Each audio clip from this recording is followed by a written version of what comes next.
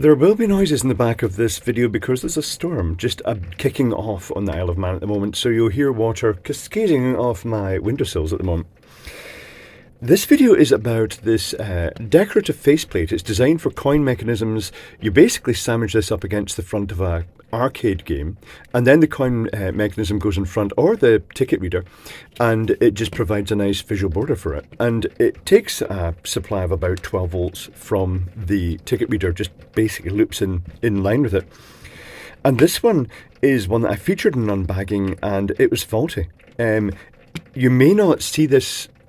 Yeah, you may see it. Do you see how this LED here is going red and green but not blue? And it's supposed to, if you follow the blue around, you'll see the blue ducks out on a regular basis. And I can show you that the circuitry is faulty because if we look at it doing its self-test at power up, and I'll show you the self-test, you can see that these are all supposed to be white because red, green and blue are lit in them all, but these ones look yellow because the blue is missing and it's just red and green that are lit, and a slight softening because of the ambient white coming from the other lights. Let me show you the self-test routine. It happens quite quickly. It's presumably designed for factory use. I shall zoom down it for this. So the self-test, you basically turn the power off and you turn it on again. That's it. It's, if you were in a factory testing them, you'd be able to glance at it and see there were problems straight away. But on site, when it's, you know, if you're not used to the speed it happens, then that's not so easy. Incidentally, to connect to this, I simply shoved a resistor up the end of its connector, which is very unprofessional, but I have no regrets about that. Let's get this open. And it's just clipped together. I already opened it during the unbagging. That's when I discovered there were LEDs out. And I thought it'd be quite good to see, is this something we can fix? Hopefully. I mean, worst case scenario, it's a microcontroller issue, but it should otherwise be fixable. So off comes this layer of plastic. The circuit board then pops out. This is also why there's a bit of a dark patch in the thing in general, because the circuitry occupies the space that an LED could have been, but there's not a lot of space for them to do that. So let me take some pictures and explore and see if I can see any clues as to what's going on here. I shall do that right now. One moment, please.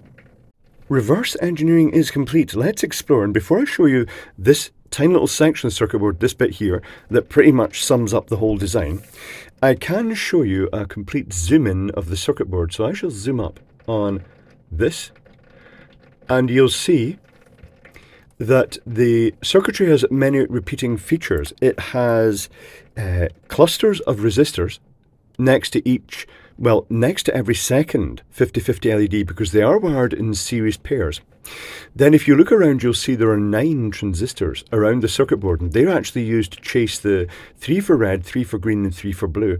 So a very straightforward circuit with a Zener diode down here for the power supply. Let's take a close-up at the schematic. Well, not the schematic, the circuit board. I'll just move that out the way. It's got a very springy wire. It's quite invasive. And once I have identified the fault. Oh, mega zoom. This is why I usually put, right, tell you what, I'm just going to zoom in on this in a more controlled manner. That's better. So here's the power coming onto the circuit board. The positive does 2 things. It goes to this resistor, which forms part of a potential divider based on well, actually a Zener. It's a current limiting to a Zener shunt. And the positive also goes to the start of each set of those resistors that's driving the LEDs. The negative, as well as going to the microcontroller, goes to every emitter connector of the transistors. And the transistors have a 5.6 thousand ohm resistor in series with their base going back to the microcontroller control pin. This W8 is a Zener diode, 5.1 volt, and this is just a decoupling capacitor for that. Very straightforward. Let me show you the fault though. And here's the fault. Can you see it? This resistor is supposed to be in these 2 pads here, but has squished up and ended up being soldered to the transistor instead, which effectively means that the base is just being pulled to the negative connection. That's right here, and we will try fixing this. Assume that was it. Yeah, it's very tiny. I'm going to have to use the tweezers for this. But let me show you the schematic and then we'll fix it. Here is the schematic. It's very straightforward. I shall zoom it in on a little bit for you. It is refreshingly simple and straightforward. Here's the 12 volt rail, and it feeds the resistors for all the LEDs. Here is the 0 volt rail, and here's the power supply for the microcontroller. It's a 680 ohm resistor, limiting the current to 5.1 volt Zener diode. Oh, I haven't finished drawing the Zener diode. I have now.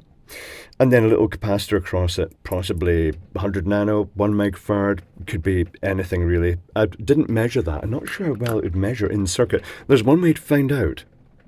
Yeah, in circuit it measured at 355 nanofarad because there were things across it, including the microcontroller. Let's make a guess and say it might be 1 microfarad.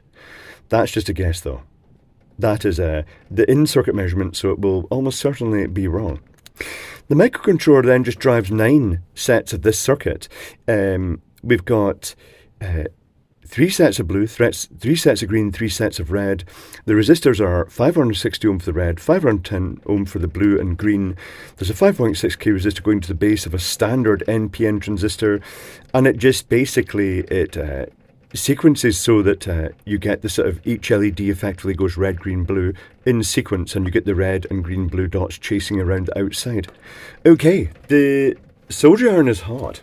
Let's see if we can do something with this very tiny little thing. Just make sure I'm going to the right bit. No, yes, that tiny little thing over there. This is going to be very fumblesome. I'll try and bring it up closer so you can see it. And let's begin. So I've got this stuck down with masking tape on a cardboard box at the moment. Here is the tiny little component we're looking at. I can only zoom in so far before it all goes a bit potato vision. But potato vision is what we're going to have. So I'll put a little bit of flux over this.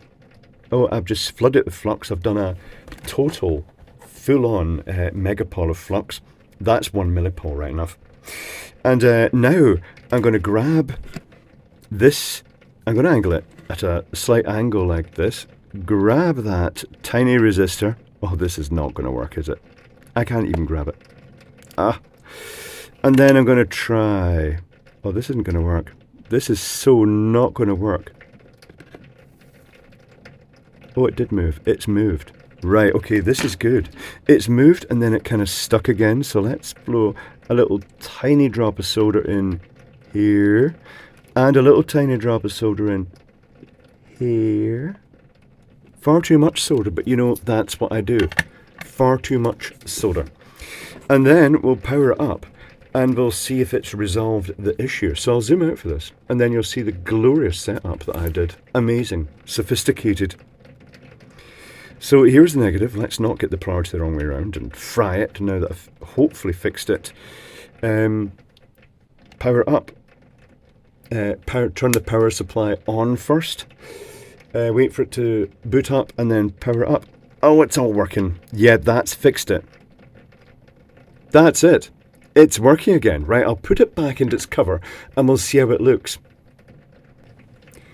And activate. So full self-test working. The dark gap is of course the circuitry in there. It's just that little bit they couldn't avoid.